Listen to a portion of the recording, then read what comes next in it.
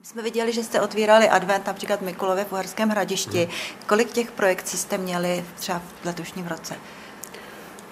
V letošním roce neviem, koľko sme mali, ale viem, koľko sme mali na konkrétne advent. Tam sme mali vlastne tri také mappingy v 3 českých mestách.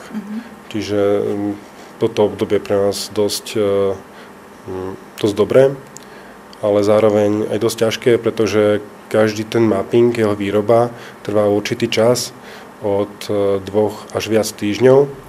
Čiže je to dosť náročné vytvoriť niekoľko mappingov naraz v jednom období. Informace o mappingu byly poměrně kusé tady v Liberci. Co všechno uvidíme? Bude to videoprojekcia, teda respektíve 3D mapping spojený spolu aj s lasermi. A informácie sú niekedy také, že hlavne naposledy sa nám to stalo, že teda bol videomapping a bolo to prezentované ako laserová show. A v zátvorke niekedy sa uvádza laserová show a videomapping v zátvorke. Ale teda jedná sa tu konkrétne v Liberci, jedná sa o 3D mapping spojený aj s laserovou show. Existuje nějaký objekt, který by vás zajímal natolik, že byste byli ochotní pro něj udělat videomapping zadarmo? Určite také budovy alebo také objekty nájdu. Teraz si konkrétne nespomeniem ani na lebo tých budov, na ktorých sme chceli robiť mapping, je naozaj veľa, ale určite by sa také našiel. Kdybyste měli úplně volnou ruku a neměli jste třeba zadání, napadlo by vás něco s libereckou radnicí jinýho, než byl ten požadavek? Určite. Tak mapping je hlavne o tom, v akú chvíľu sa robí, aké je obdobie a čo chceme tým mappingom znázorniť. Teraz je vlastne špecifické obdobie Vianoc, takže tam sa moc vymýšľať nedalo. Ako dalo sa vymýšľať, ale človek sa musel držať tej tematiky. Ale určite sa dá s tou budovou robiť veľmi krásne veci a dá sa použiť na veľa vecí, čo sa týka mappingu.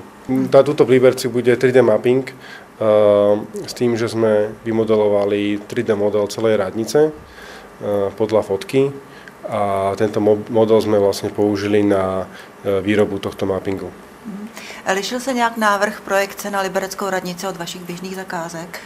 Určite sa líšil, už len tým, že liberecká radnica je dosť štrukturovaná budova, a veľmi krásna budova a tým, že aj dosť veľká. Čiže sme museli použiť veľa projektorov na jej nasvietenie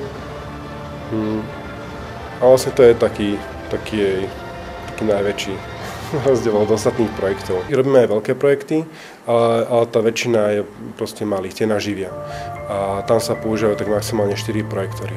Ale nerobíme len mappingy, ale robíme aj laserové show, konferencie a rôzne špeciálne eventy tohto typu.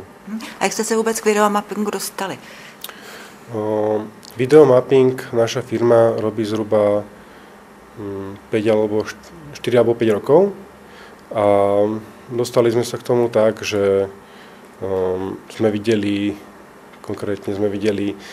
mapping na Orloj a hneď nás to oslovilo a začali sme sa tomu venovať.